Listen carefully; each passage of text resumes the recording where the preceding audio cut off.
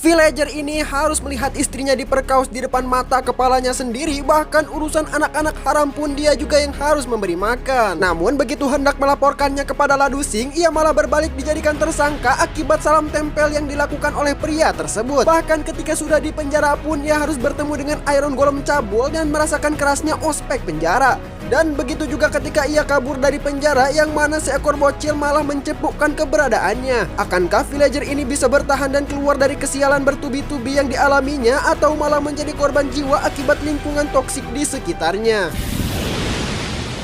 Cerita dibuka dengan memperlihatkan sebuah pasangan villager bahagia yang sedang memanen wortel di sebuah tanah gersang tak layak pakai yang biasa digunakan dalam turnamen sambung ayam. Baru juga mulai udah nggak normal aja nih film anjing. Tak berselang lama berflikerlah seorang begundal dengan rudal yang udah gatel ingin menyantap serabi-serabi liar di luaran sana. Alhasil ia pun memaksa villager betina untuk bersilaturahmi kelamin di sebuah gudang kecil, yang mana hal ini dilakukannya langsung di hadapan sang suami. Gila, ini Minecraft versi dark web mana anjing? Ini kisah nyata animatornya kah?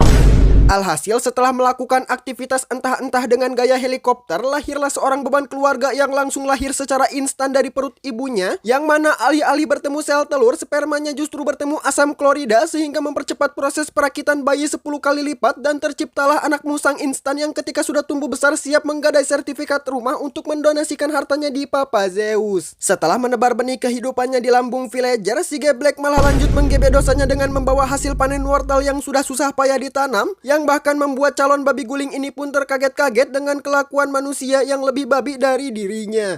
Sebelum kita lanjut ke videonya, kita kenalan dulu dengan MC villager kita kali ini yang anggaplah bernama Nasril dan Ika. Tak lupa kita namai pula begundal yang birahinya melampaui hewan yang bisa kita panggil dengan sebutan Abrar. Bentar, sebelumnya mohon maaf nih ya, bukan gue nyamain lu pada sama karakter ini. Jadi kalau tiba-tiba Abrar memperkosa kambing, bukan berarti lu kayak gitu ya Abrar? Atau jangan-jangan iya?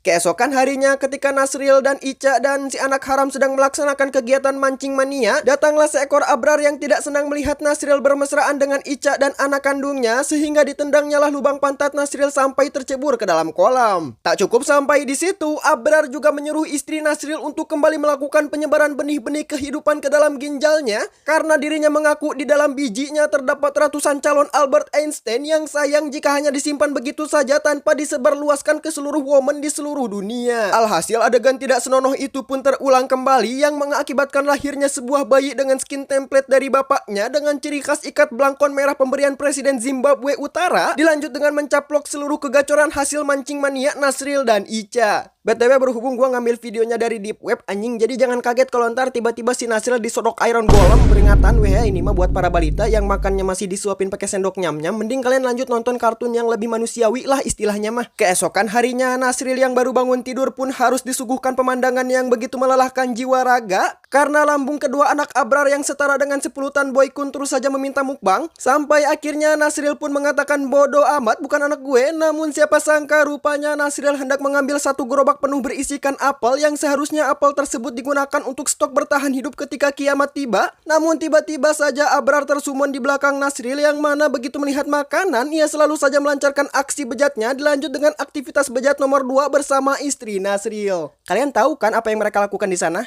Yap, debat capres anjing. Alhasil kini Nasril pun harus memberi makan 3 anak hasil perbuatan entah-entah si Abrar. Namun karena sudah tidak ada lagi sumber makanan yang bisa ia gunakan untuk menyumpal cangkem ketiga anaknya, maksudnya ketiga anak Abrar, Nasril pun terpaksa menyembelih babi kesayangannya untuk dijadikan santapan malam keluarga mereka.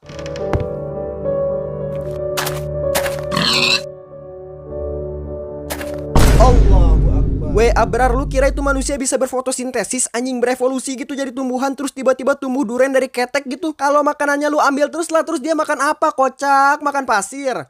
Merasa frustasi dengan kehadiran Abrar yang terus saja menerornya, Nasril pun memutuskan untuk healing ke akhirat dengan menenggelamkan dirinya sendiri ke kolam ikan dengan harapan dapat mengakhiri semua yang dialaminya. Namun setelah 5 jam berlalu, mengingat dirinya memiliki garis keturunan Aquaman, sehingga alih-alih meningsoy, ia justru mencemari ekosistem ikan-ikan dengan jigong beracunnya. Alhasil Nasril pun berniat balik lagi ke rumah dan menerima nasibnya yang harus di giveaway-kan 3 anak jelmaan musang. Namun begitu ia mengintip dari jendela rumahnya, Nasril malah disuguhkan pemandangan yang begitu melukai jiwa raga, yang mana ia melihat Ica dan Abrar sedang bermesraan di atas ranjang dan juga 3 anak haram yang sedang berbagi pengalaman saat mereka dikandung di dalam lambung ibunya. Merasa nih film udah gak beres, lebih tepatnya otak animatornya yang gak beres, ia pun langsung membuat laporan kepada polisi bahwa sedang ada adegan percocok tanaman ilegal di rumahnya. Dan begitu Bala Dusing, waduh, ngapain tuh? Oke, ulang. Dan begitu Bala Dusing tiba di TKP, Abrar dan Ica pun terciduk melakukan adegan entah-entah dengan ancaman 7 tahun kurungan penjara di Nusa Kambangan. Namun baru saja tangan Abrar mau disegel tali kapal, tiba-tiba saja Abrar mengeluarkan jurus salam tempel sehingga membuat Pak Ladusing tidak dapat menahan tangannya yang gerak sendiri menerima uang haram dan malah berbalik menangkap Nasril. Emang goblok polisi Somalia. Sesampainya di penjara, rupanya Nasril ditempatkan satu sel dengan Iron Golem yang konon katanya bongkahan besi satu ini di penjara karena pernah memberikan bunga kepada bocil villager. Dilanjut dengan, yang mana Iron Golem satu ini melawan kodrat ber-Iron Goleman karena alih-alih mengayomi dan melindungi villager, ia justru tidak senang dengan kehadiran Nasril yang berada satu penjara dengannya. Sementara itu, di sisi lain Ica yang gak bisa tidur karena polusi suara dari dengkuran para binatang di rumahnya. Beginilah kalau bayi baru lahir bukannya dikasih susu formula malah dikasih kopi kapal api anjing. Bayi mana coba yang baru lahir udah ngorok pakai suara bapak-bapak pula. Selain gak bisa tidur, Ica juga gak bisa move on dari mantan suaminya alias Nasril, sebab menurutnya ialah satu-satunya pria sejati yang mau bertanggung jawab karena Nasril tidak berani memproduksi anak sebelum dirinya mapan agar nafkah keluarganya terpenuhi. Anjas, respect bro buat Nasril, kapan lagi ketemu suami segentle itu. Berbeda dengan Abra, anjing ya gitulah tahu sendiri. Ica yang merasa tak bisa membendung rasa kangennya yang begitu brutal, ia pun segera OTW ke penjara tempat Nasril ditahan untuk membawanya kabur dari sana.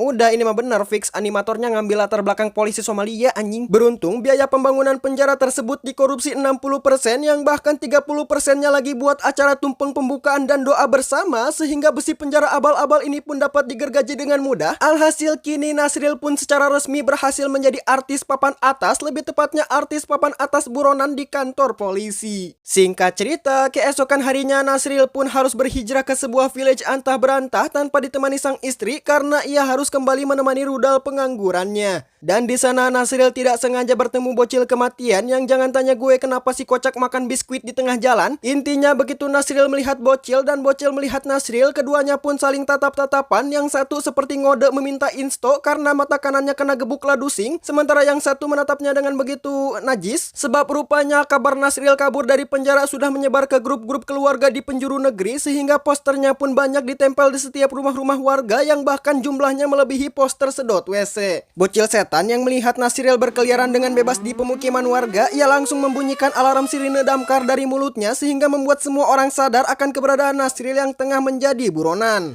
Nasril yang panik khawatir keberadaannya dicepukan dan di-Sherlock oleh para minion, ia pun segera memasuki sebuah rumah sakit yang di dalamnya terdapat layanan operasi plastik.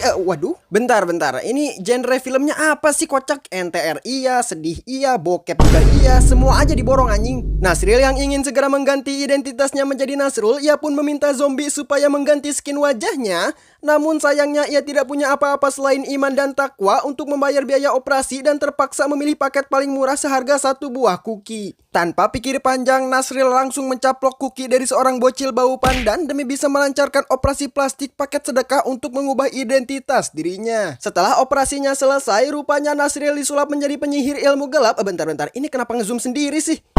Oke, sampai mana kita? Ya, intinya begitu Nasril kembali ke rumahnya untuk menjenguk Ica dan anak-anak Abrar, Nasril malah disangka sebagai utusan asosiasi penyihir dunia yang sedang menyerang kediaman mereka sehingga membuat Abrar terpaksa turun tangan dan mengancamnya dengan tongkat pemukul nyamuk titan untuk mengusir Nasril dari rumahnya. Alhasil mau tidak mau Nasril pun harus mencari tempat tinggal habitat para penyihir berada. Namun sesampainya di sana ia melihat seekor babi yang sedang direbus di dalam kuali racik dengan tujuan membore up-nya menjadi babi ngepet premium plus yang sekali gasak dapat mencuri uang negara. Lah, Kayak gitu mah jadi DPR. Melihat hal tersebut tanpa pikir panjang, Nasril pun langsung menggedik kepala kotaknya menggunakan tongkat pramuka sehingga menyebabkan si babi pun kabur. Begitu juga sang penyihir yang alih-alih mengajaknya baku hantam, ia justru kabur entah kemana, yang tentunya hal ini menguntungkan si Nasril karena sekarang ia punya rumah subsidi gratis tanpa harus membayar ataupun nyicil KPR hingga kiamat. Namun begitu terbangun dari tidurnya, Nasril dikejutkan dengan kedatangan penyihir yang rupanya membawa satu batalion pasukan khusus untuk membawanya kembali ke penjara, sebab dengan mata batinnya ia bisa melihat wujud asli Nasril yang merupakan seorang buronan polisi. Begitu sampai di penjara, para polisi yang senang melihat Nasril kembali pun menyambutnya dengan meriah. Bahkan mereka juga sampai rela memijat bagian tubuh Nasril yang pegal-pegal setelah melarikan diri dari penjara.